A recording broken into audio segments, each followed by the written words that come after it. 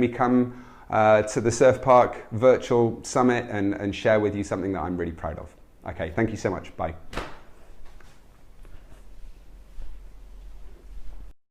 Thanks, Rue and Surf Simply. Awesome presentation there.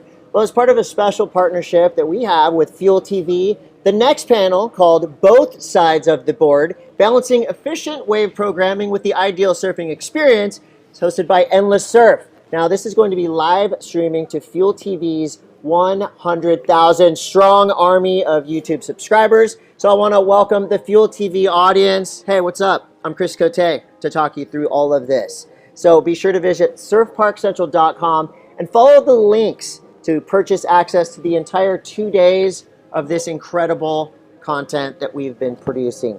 Paul Schuller, the Chief Commercial Officer at Endless Surf, is about to moderate the first ever end-to-end discussion on wave programming with perspectives from the lenses of business executive, developer, operator, wave maker, programmer, and professional surfing. It's all about to happen. Let's do this.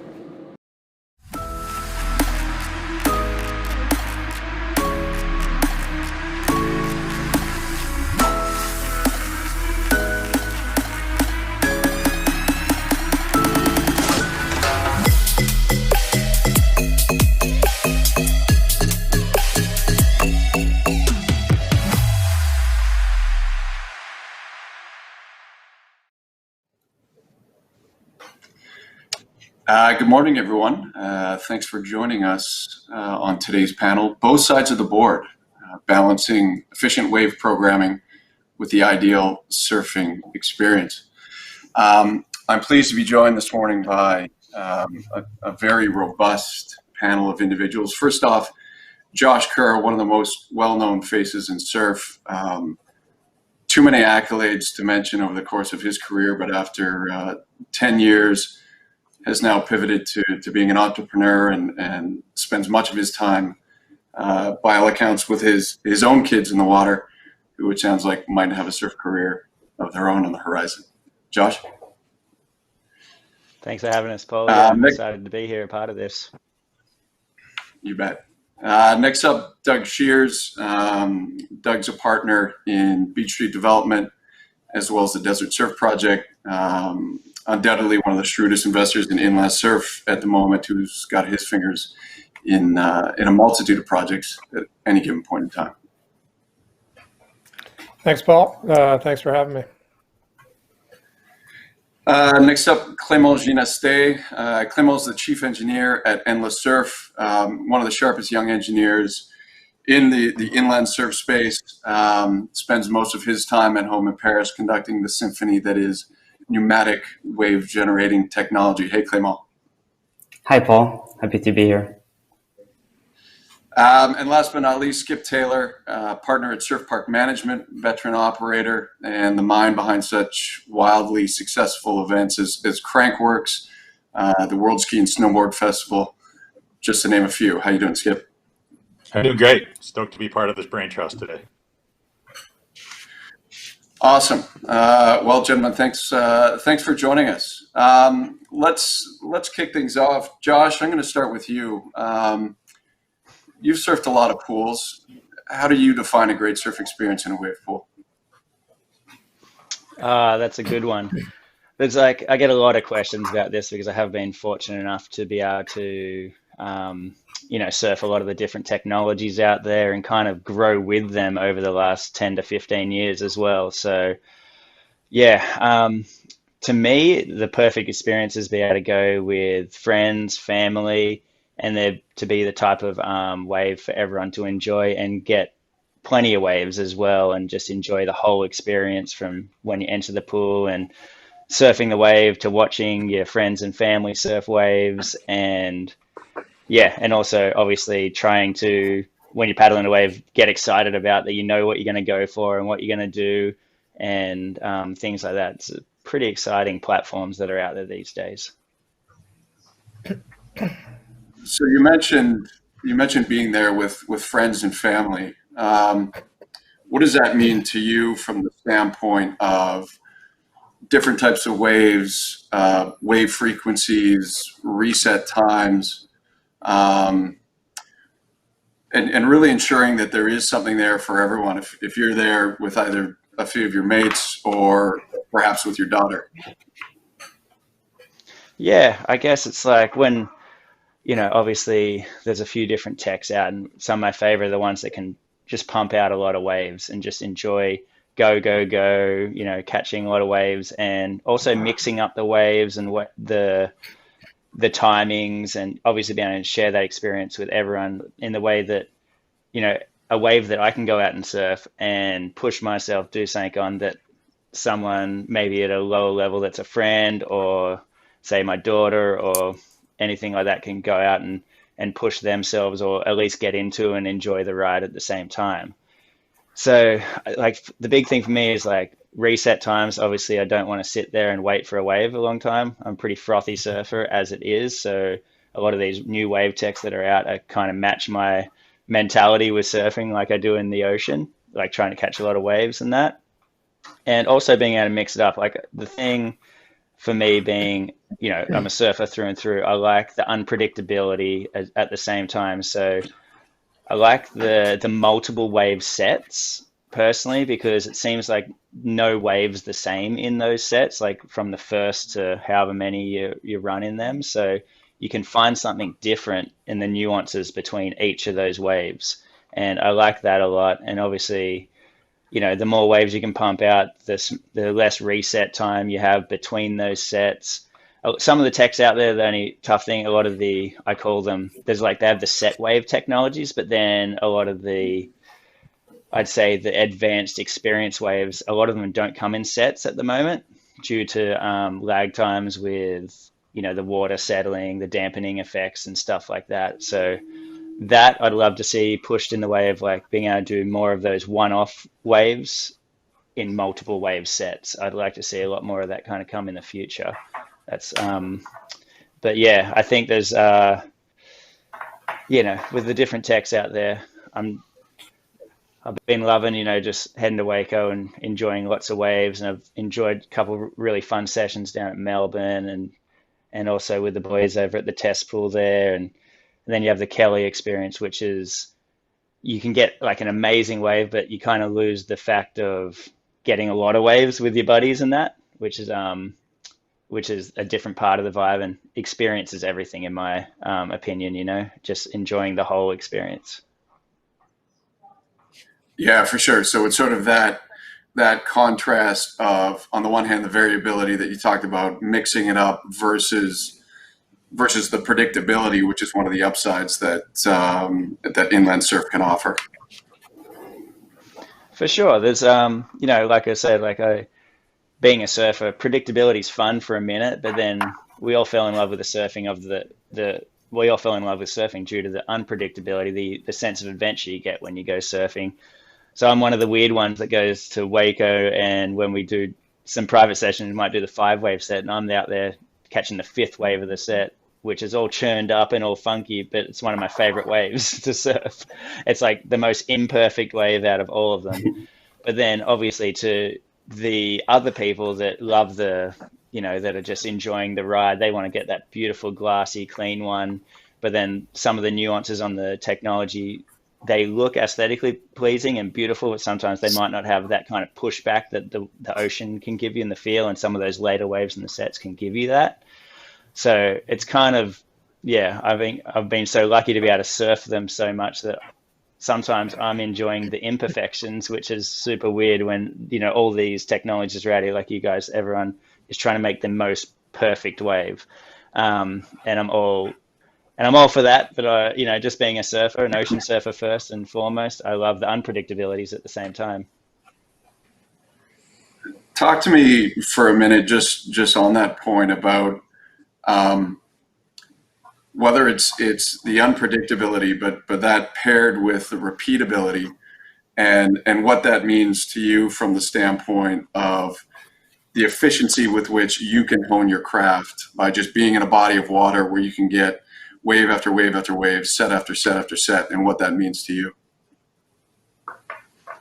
Yeah, I mean, honestly, I'm been retired for a couple of years from the tour, and I get so excited to go to these pools. I actually do push my surfing, even though I'm riding these alternative crafts and everything like that. But getting that predictability of the unpredictability, like you said, like whether I'm going the most unpredictable wave, but there is predictability in amongst it. You know it's going to be this long, you know it's going to have a few different things, but it might wobble out in different areas, or you get the perfect one, and you can paddle into that wave and still like really kind of have a good understanding of where your mentality and approach is going to go towards that wave. And yeah, you can definitely advance your surfing still. Like, you know, I'm 36 now, and I still feel like I improve when I go to these spots, and then from when I leave, which is pretty amazing. Yeah. Now, much as I hate to say it, we're not all as incredible surfers as you are, Josh. Clement, what do we consider when we are looking to create a great in-pool experience for all abilities in the lagoon? Yeah, I mean, and to go back what Josh said about a true surfing experience, I think it touched all the point on what we're trying to do with wave programming.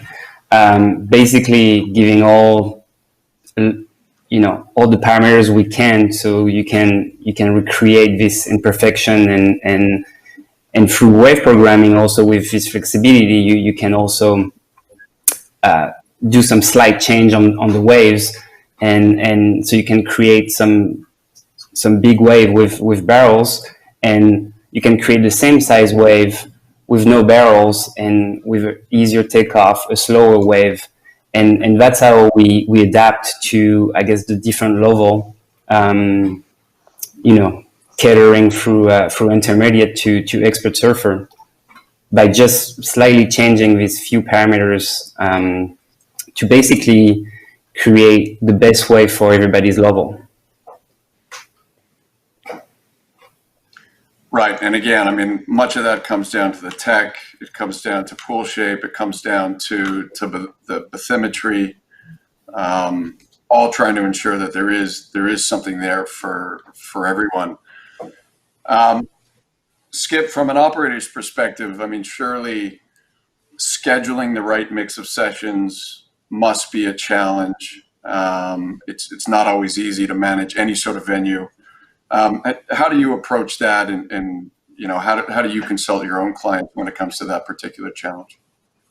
Yeah, it's really about the utilization model is what we're focused on, and bringing that the balance of the guest experience with the business at hand, and trying to drive the revenues you need to make out of your facility. And it's a cautionary consideration for operators. They're always tempted to add more and more people to every session to make sure they're making the money, but that quickly leads to kind of crossing the threshold of experience. For me, I'm not like Josh. I mean, the level of anxiety for me when I surf in a surf park is way higher than the ocean, and I'm looking to be, having a session that I can ease myself into and get comfortable in it, and get my feet under me. And I see these a lot of people and wave sessions that are being booked, and I think part of the management is the skill segmentation is right now currently all self-modulated, and we have to do a better job in the industry to guide people to how they work their waves, and the technology providers have to help manage that too, and that gets into versatility, being able to change different waves on the fly through the session. The interactivity with the wave controller. The wave control I consider him as like the DJ at a party, right? And getting the communications, I think, between the surfers and the people in the tower making the waves is going to be a key part of the future of the next generation of surf parks. It's a good point. I mean, and how do you sort of manage that? You talked about that flexibility, of course, within that same discussion. Operators, owners want to ensure that these venues are as efficient as possible. So how do you manage that same challenge when you're looking at, for example, peak versus off-peak, different capacity issues, in particular when someone's contemplating one of these developments and looking at a variety of different models? Yeah, in peak and off peak, it's always the game of who can come when seeking what experience and at what price. So, I mean, we always go back to the model at Tuesday at 11 o'clock in the morning at any of the surf parks that open around the world. That's going to be a challenging time. So it is a sophisticated marketing efforts you got to make in your different channels that you're looking at, and establishing who can come. I mean, some areas that are more urban, you're going to be working more with school groups. With tourism destinations, you're going to be focused more at the travel groups, and the even bringing the tour groups in that will help fill your time at those times of need. And then at peak times, it's about maintaining the guest experience. All of us have probably all skied ski resorts when a Saturday afternoon the ski out is just so busy, it's miserable skiing. You don't want to have that happen in your surf park where you've overloaded it too either, right? So it's keeping the quality of the experience for the guests. Like if I can get 15 to 20 waves in an hour in a surf park, that is, I'm walking away like the best day of heli skiing ever out of that type of experience. Now you mentioned experts versus beginners. How does that typically differ when we're contemplating different locations around the world? Take the Gold Coast versus somewhere like Bristol. Very different demographics, very different sort of natural skill sets in the surrounding areas. How do you look at that challenge? Yeah, I've been really encouraged to seeing how good a job both Melbourne and Bristol have done catering to their segments of the markets that they're in, and the programming and the sessions that they come out, and realizing that they have to create a wider variety of sessions and offerings. I think the next step is to getting more attendance in the pool with the surfers. I think one of the worst things you can see is when there's somebody in a session that is in that wrong slot and falling, and we all have to watch dozens of waves go by unridden by the end of the session, and that's frustrating for everyone. And then the person who was out there, who was in a went out and he didn't have a good experience either because he's falling all the time. And I think having these progression sessions, these thinking about how you get from a beginner to an advanced surfer, and having attendance out there, and people will pay a bit more to have not necessarily a private lesson, but perhaps these attended lessons where we're working on progression. And, as Josh said, going with a group of friends is what it's all about. And not all your friends are going to be advanced surfers necessarily, and have them comfortable in the water and having people keep an eye on them. You do see attendance at the surf parks now, but they're generally, catching a wave here and there, and not, it's inconsistent is what I would say is the product that people get in the water right now. Right. I think it was Josh who was that guy who kept falling and had that terrible session up there. I think Skip touched on it perfectly. That was awesome. I've had some sessions where I've gone to, I like the intermediate session at Waco, and I've gone out there and see people that have never surfed in their life, and they should not be out there a part of that session. And then I feel so bad. I'm like, look at this experience they're getting. This is their first ever surf. They can't even paddle a board. And so I ended up paddling out and pushing them into waves. So, I think like Skip said, there needs to be a better class of vetting process to make sure people enter into the water in their right allocated session, and they're with an attendee when needed, and things like that. Definitely that consumer experience is a little bit lost at the moment. You got the guys talk about the snow. Someone can go first day on a snowboard and they're running down a black diamond. If they're a naturally talented kind of person, first day surfing isn't like that. You're never gonna first day get out there in intermediate and paddle into the wave and ride across. So yeah, I think matching the experience is huge, like Skip was saying. Yeah, it's a good point. And the maintenance of those distinct zones, as we said, to ensure that everyone's either on their green run or their blue run or their double black diamond. Doug, when you're developing a venue, how do you look at that? Those differences in demographics, looking at the need for repeat visitation to ensure that your own project is going to maximize its ROI. Yeah, I mean, you're selling stoke, you're selling happiness, right? And so it gets to a lot of the things that that Skip and Clement and Josh were talking about. How do you match people with the right wave, with the right experience? And there's a mix. It's not like going out on a mountain where everybody self-selects. They decide if they want to go down a green run or an intermediate. In surf, I think we all know people are looking for quote unquote whatever they consider good surf. And what you'll find is that, or what they found to date at places like Melbourne and Waco and so on, everybody self-selects to the advanced waves. People just go, they figure, I can surf, I can figure it out. I've been out a couple of times, I want the better wave. And that's what everybody signs up for. And then as Josh said, I think Josh was saying it, you paddle out and suddenly you're sitting there waiting and guys are falling and the impact zone piles up and people can get hurt and guys who are surfing have to wait and miss waves and it can be frustrating. So it's a challenge to match that, to match the level of the surfer with the pool. It was interesting. I mean, for example, we spent a few days in Melbourne and the range of experiences that the pools provide, it's really it's a plus, but we need to figure out how to harness it. So for example, Josh and I had a number of surfs at night, which was amazing. And we can run the pool in a custom format. And I think there was a video clip of Josh doing a pretty large aerial there. It went around the world, but that was something that we could do because we were able to customize the waves and run a special session and create that moment. And that's an amazing thing to do for people, to sort of customize down to the exact wave that they want, whether it's a barrel, an aerial, a turn, whatever it is. And to repeat that over and over is incredible. But what works for one guy doesn't work for the next guy. And so, Melbourne, they run a mix of more advanced waves in general, mostly an intermediate and advanced palette. And they really don't, at the time anyway, they didn't really run beginner waves. They may now, but they were sold out running the intermediate and advanced, so I don't think they needed to. But we really wanted to spend some time running what they call longboard waves, what they call their Malibu waves. And that's a product that, for example, in a lot of markets will do very, very well. So you can run a longboard, what we call a longboard wave. It's a 1 to 2 foot sort of a Malibu peelet, runs for about 150 yards, and you can run that over and over and over without stopping. There'll be a tremendous market for that. There's a huge amount of people who want to surf that. Maybe more people than want to surf, than want to get barreled or do turns or whatever.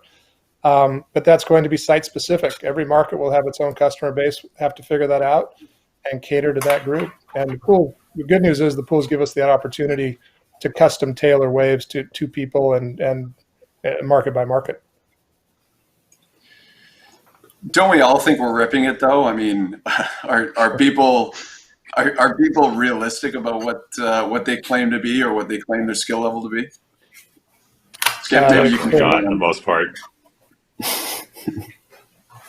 Yeah, no, they're not so far. I think the pools will probably are going to create some reality. Maybe that's the bad news, right? People are going to go and they're going to go, wow, I actually thought I could surf and now I know I can't. So I don't know if that's a good thing or not, but hopefully it'll encourage them to come back and do it again.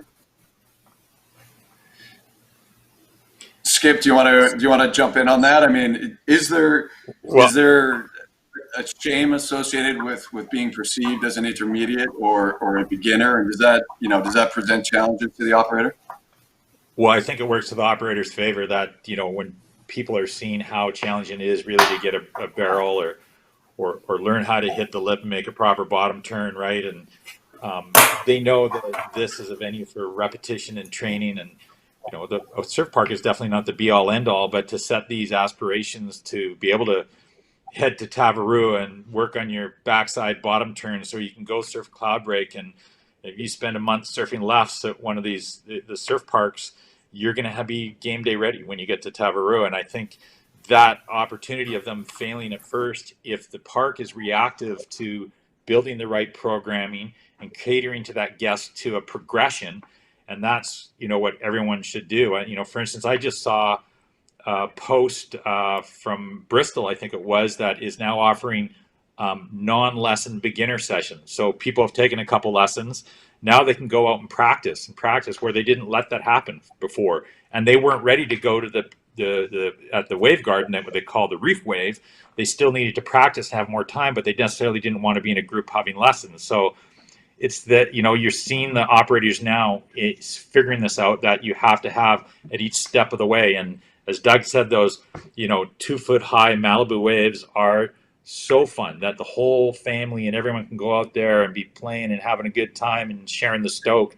That progression to get them up to 2-foot wave, to 3-foot wave, to head high wave. And I really think progression is where it is at for these public facilities. Clem, you're the man making the waves. You're sort of the wizard behind the curtain. How do you look at this and the challenge that comes with assessing who's really in the pool? Yeah, I mean, everybody covered it pretty well. The only people that don't lie is people that never surfed before. They just tell you I never surfed, but after that, everybody's kind of like going to try to wave too hard for them.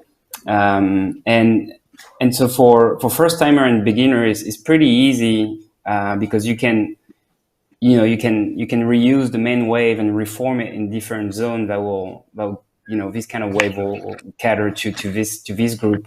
But then when you go to the main zone, that's where it's really hard because you have all intermediate, advanced, and expert at the same time, and it's a really wide range of different level.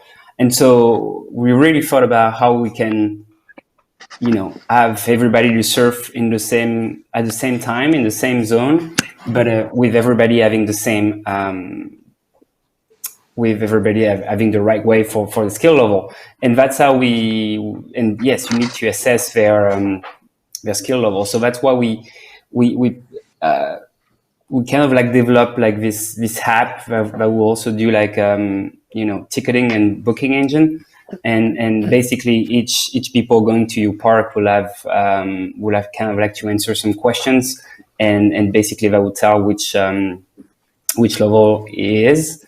And so when everybody is signing up for a session, the operator will see all the levels that is in the pool right now.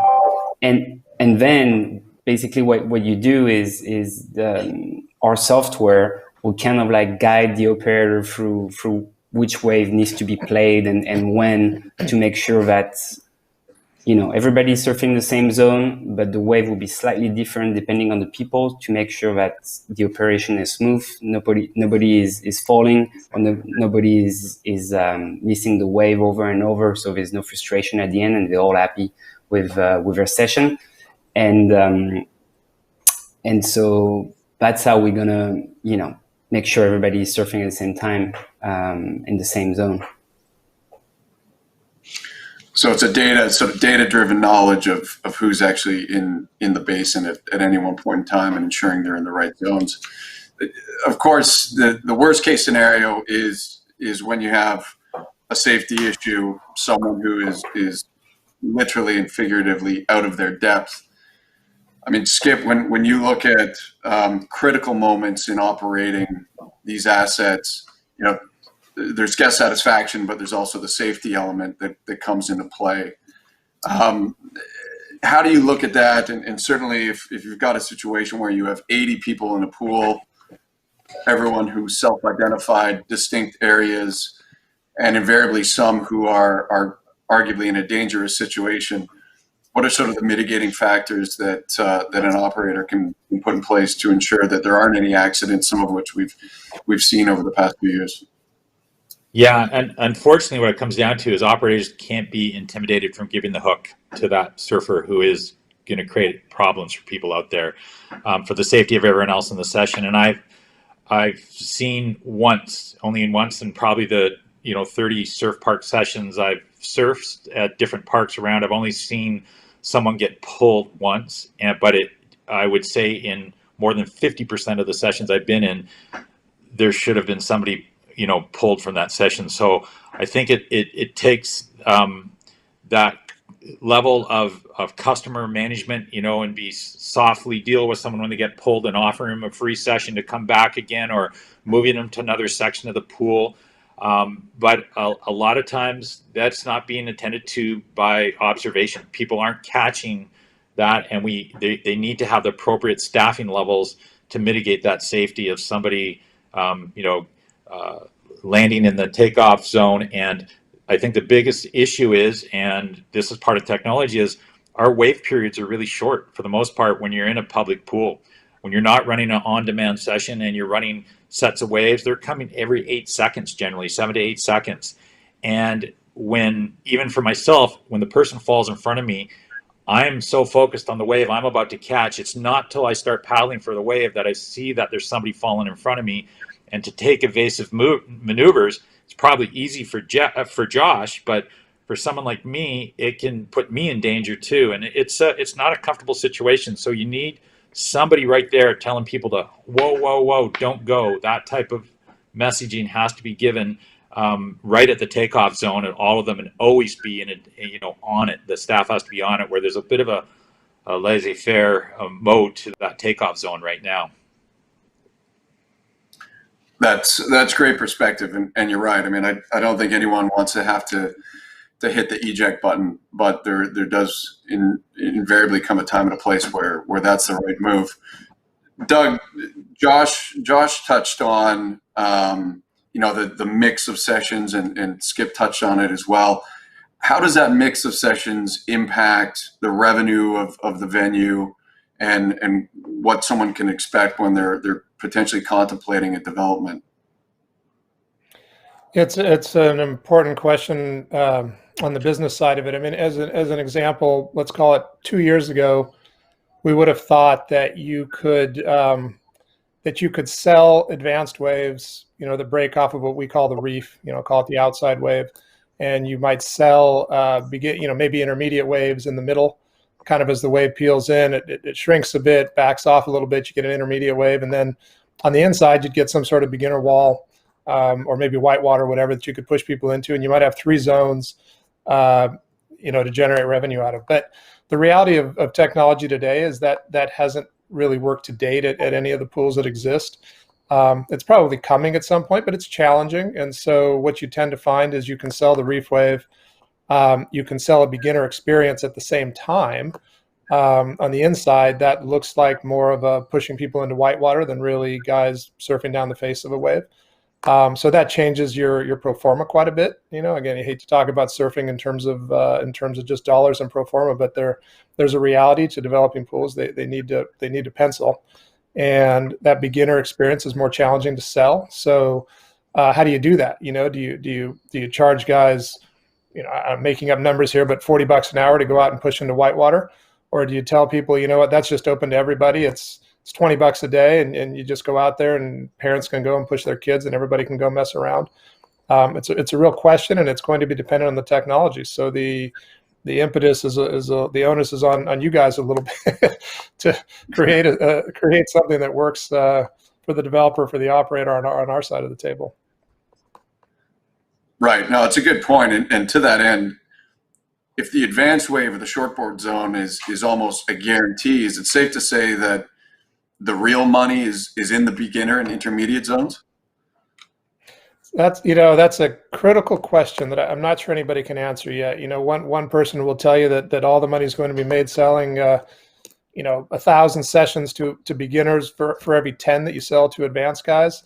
I'm not convinced that's true. I don't know the answer. I mean, we certainly on Desert Surf, we're in Southern California. There's it's similar to a pool in Melbourne, for example. There's a pretty advanced group of surfers, let's call it, in this region. So there's a big market for advanced surfers. I think some pools will come about in places where that isn't the case. But no matter where you put the pool, I mean, it's still a question mark, right? For every guy that paddles out or woman that paddles out every day, there's obviously a fair amount of decent surfers in the water. We all experience this at the places that we surf. But for every person in the water, there's 100 people that aren't out that day because they've got a job, because they've got family commitments, what have you, and they surf fairly regularly, but not that much. And behind them, there's probably 1,000 people who surfed in high school or college or tried it, what have you, or maybe get to go, every month, or their kid surfs or something, and would love to do it more, but they can't because of the circumstances in their life, and this will open that up to them. And then behind that, there's 50,000 more people for every one of those people who've never surfed and have an opportunity. And I think we don't know yet. It'll be market by market, but it will be very interesting to see. Will the Will sort of the hordes of beginners or of never surfed come and surf pools and learn how to surf and go to the beach? Or is the opposite going to happen? Are people, who are already at the beach surfing every day going to get their fix in a pool and not need to paddle out, every day in 2-foot slop because they surf perfect 4-foot waves in a pool yesterday and they don't need to surf for 2 days? It kind of remains to be seen. There's a pretty good debate about that. Yeah, you make a really good point there, Doug, talking about the fact that there are still a lot of unknowns out there. So I've got to ask, Clement, wave programming is still very new as a technology. Let me ask you first, is it a science or is it an art? Both, I guess. Wave programming, we only scratch the surface on what is possible in terms of wave creation and in terms of operation. And that's why we try to get as much tweaking parameters as possible so we can, design wave on our own and design wave with pro surfer that have a different understanding on how water moves. And it's crazy. People, in the past, sitting down and talking to pro surfers, they just get it directly on something you've been working on almost your life, and they just have different view of seeing water moving. So it's like our goal is really to give all the opportunities for somebody like a pro surfer to come and play with all the knobs and keys and to make new waves and better waves. And then to an experienced operator to come and having this wave made already and how we can piece them up together to get some flawless operation. And again, that we touch on, it's like to cater to every skill level, beginner through expert. So it's only wave programming it's probably something that I'm the most exciting about for the future, and it's only the beginning. Josh, over to you. Science or art? How do you compare surfing the ocean with the breadth of experience you've had inland? I think Clement was right. It's a bit of both, and yeah, it's an interesting one, right? Because I think Clement was touching on how I think most pool operators want to be able to bring someone like myself or like another pro surfer to their pool to share in this experience, highly experienced kind of wave that also brings promotion to their place and awareness. Because obviously, if you're just catering only to beginners with your wave technology or your place, then it's probably hard to really get the word out there and promote. So to be able to have a technology that can do all these and you can play and do different types of waves, there's definitely a lot of science involved, but then there's an art of what is perfect, and the art, I think it varies from every person and probably every operator on what their headspace is on what that is as well. Awesome. Thank you all very much, guys. That's been an absolutely fascinating conversation. Tons of shared perspective, as well as unique opinions shared by all of you. That brings us to time. Both sides of the board. Thanks very much, guys. Thank you. Thanks, Paul. Thanks, Paul. Thanks again to Paul, Clement, Skip, Doug, and Josh, and thanks to Fuel TV and the Fuel TV audience. Head over to surfparkcentral.com for access to 2 full days of this Surf Park Summit content. And how awesome is it that Fuel making the comeback to the USA? Can't wait to watch. Before the coronavirus breaks on the 2020 Olympics, surfing was poised to make its Olympic debut. Surf teams from all major surfing nations incorporated surf park training into their preparation. Next up, we have Greg Cruz, president of Surfing USA, who will discuss the use of surf parks for Olympic training, competitions, and what the future may hold for surf parks in competitive surfing. This is going to be a good one.